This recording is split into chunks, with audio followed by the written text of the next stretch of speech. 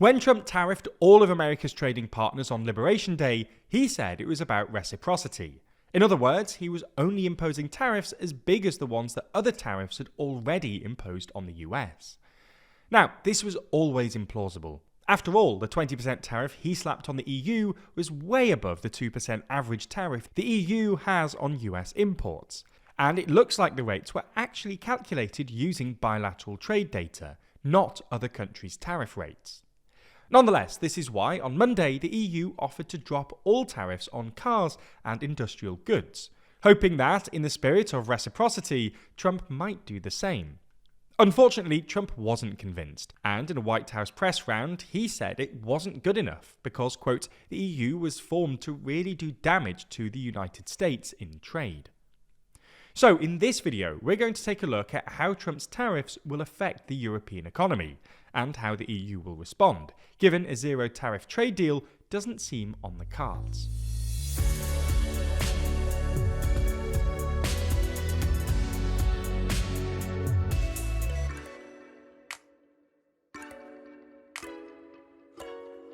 We're getting remarkably close to 1 million subscribers, and currently 72% of you haven't yet subscribed.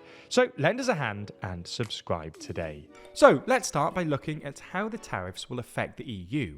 Now, admittedly, a lot is still unclear, and fully understanding or quantifying the impact of this tariff tsunami is difficult at the moment. With that being said, there's a pretty clear consensus that this will do some short-term harm to the wider European economy. In general, Europe exports a lot of stuff to the US, and Trump's 20% tariff will mean less demand for these goods, which makes up around 2% of the EU's GDP. And in the short term, the EU's GDP will likely contract by 0.3%, according to the ING. No other country can really replace the US in this respect. Americans consume more stuff than basically anyone else, and the uncertainty created by Trump's trade wars will probably dampen consumer demand elsewhere. We should also mention that the effect of these tariffs will vary across each member state, depending on its bilateral trade with the US. In general, you should expect European countries that run the biggest trade surplus, like Ireland, Germany and Italy, to be hit hardest, while countries like France, Spain and Belgium, with which the US runs surpluses or small deficits, i.e. the US imports more from them than it exports, should be less affected. On the other hand, surplus countries like Germany should count themselves lucky Trump applied a single tax to the entire EU, because if he'd calculated individual rates for each European country using the same method, they would have been hit with higher rates.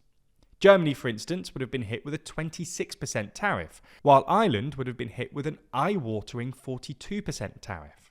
There were also a handful of products which have been temporarily exempted from Trump's tariffs, like pharmaceuticals, meaning countries like Ireland, which exports 58 billion euros worth of pharmaceuticals and chemicals to the US every year, will actually have an effective tariff rate far below 20%, assuming these exemptions are sustained.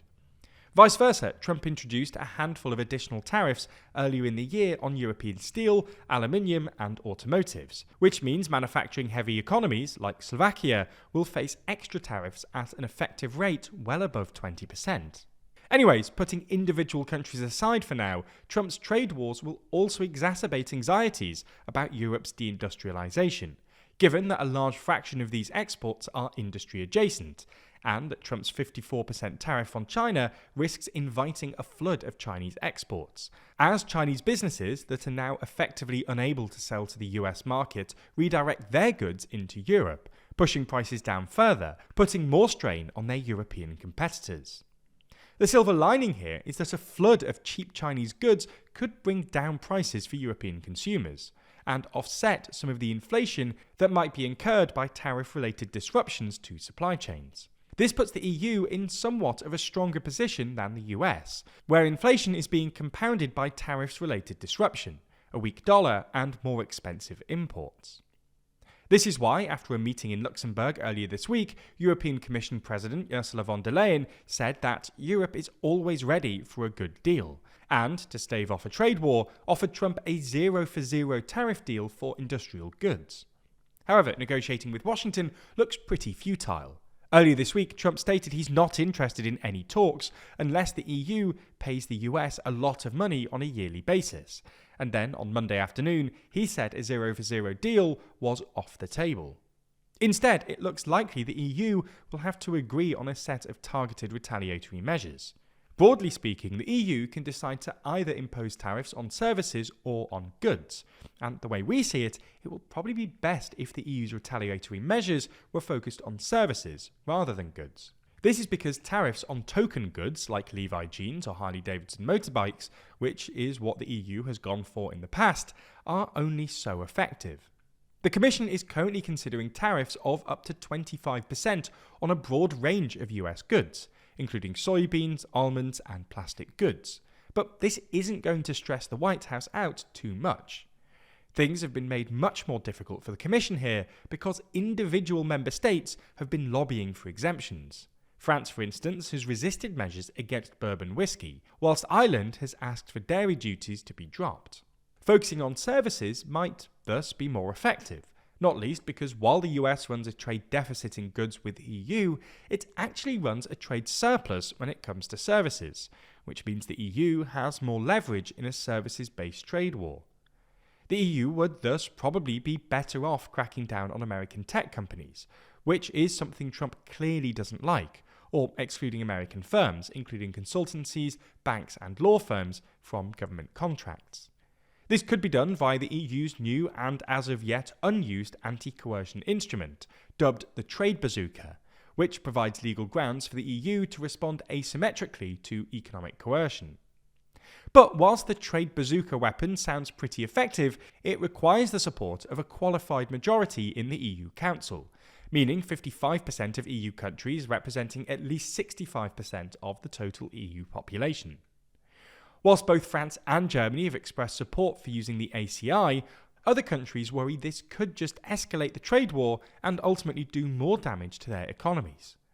Politico reported earlier this week that when the EU trade chief Maroš Šefčovič did a straw poll, only a handful of EU ministers were in favour of the idea, with states like Ireland and Italy, whose pharmaceutical and wine sectors are very much at risk, resisting most vocally. Ultimately, this looks to be yet another test of the EU's cohesion, and Europeans should hope the bloc can come to a consensus on its response, or risk being bullied into a bad deal by Trump. This story, like much of the news, is worth paying attention to in the weeks ahead, because with geopolitics in flux and Trump throwing the international order up in the air, there's a lot to keep an eye on. Every day we're faced with weird headlines, from Musk declaring anyone who looks at him the wrong way a terrorist, to Trump declaring war on Jupiter to try to regain some extraterrestrial allies. Okay, that one isn't real, but we do dive into the weird world of US politics in our series WTF USA. That's our show where we take big moments from culture and social media and try to explain the political implications of, say, Musk running around trying to put out Tesla fires. Unlike some of our other serious videos, the tone of WTF is more light-hearted and takes something of an irreverent look at what's going on. If you're interested, WTF USA can be found exclusively on Nebula.